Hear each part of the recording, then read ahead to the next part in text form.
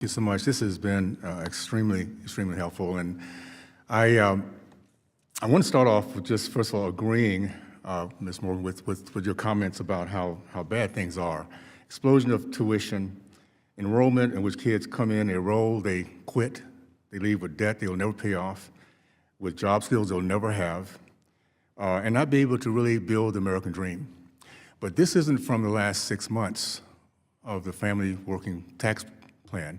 It's from the last 16 years, when in 2010, President Obama, through the Affordable Care Act, took everything from the private sector and put it into the government. So the government has controlled this for the last 16 years. We cannot look at the last 6 months and say because our reforms, all these things are happening. We're now about to take care of that. I think the biggest thing that I'm concerned about is how little we know in our country about capitalism. We are the #1 destination in the world because of something called capitalism. Now, just quickly, what does capitalism mean, and what does it mean to this industry here? It's about return on investment. It's competition, it's merit, it's value, and the product of all that is profit. Now, if it's a good program, there's a lot of profit, which it should be. It should spread throughout the entire country. People should be wanting to take advantage of it. If it's a terrible product, it should go broke. What we're finding out is that the government is insulated from this concept. They can have a terrible competition, no value, no merit, and still make a lot of profit off the customer, the students, who pay their life's blood for the rest of their life trying to pay off loans. So we need to get back to teaching that. I think that when I listen to my friends here from Utah and Florida, I'll say this about Utah. We lead the country in terms of small business startups.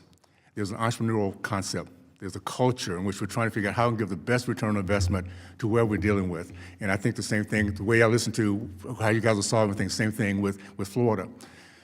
We need to realize that government solutions have never worked. I just came back from Latin America last week. They are realizing after the last couple of years, they want to get away from that stuff. So no, it is not the government that's going to give us the out of this. It's going to be entrepreneurs, innovators, those who truly are in the game for the right reasons. That is, to make sure our kids are #1, and not the institutions, not the professors, not those around just kind of sucking in everything they can from government payouts. So I'm excited about the fact that we're having this conversation. We can all agree it's broken. It's cost too much. We're getting too little of a return on investment with our kids coming out, not being prepared to go to work, not being hopeful for their future, being angry about everything. That's not what our education should be about. And the other thing is this: let's just make sure we're transparent enough that everyone realizes they don't have to go into debt to go to a four-year college. How about trades?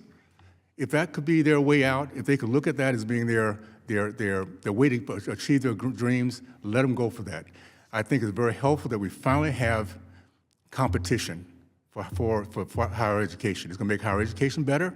It's going to make sure that the best prove themselves, and outcomes will allow parents to say, okay, I will invest in this, or the kids will invest in this because it'll give me a good return on investment. And if it does not, then that institution should go broke, period.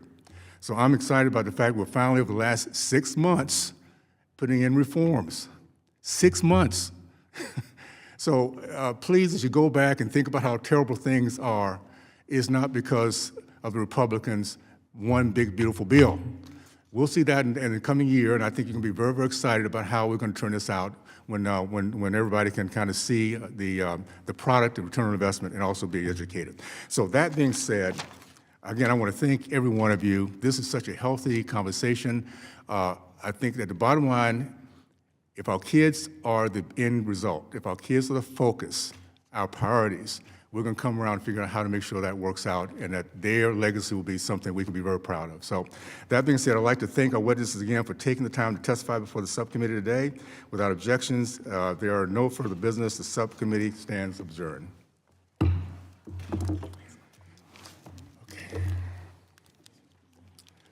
Okay.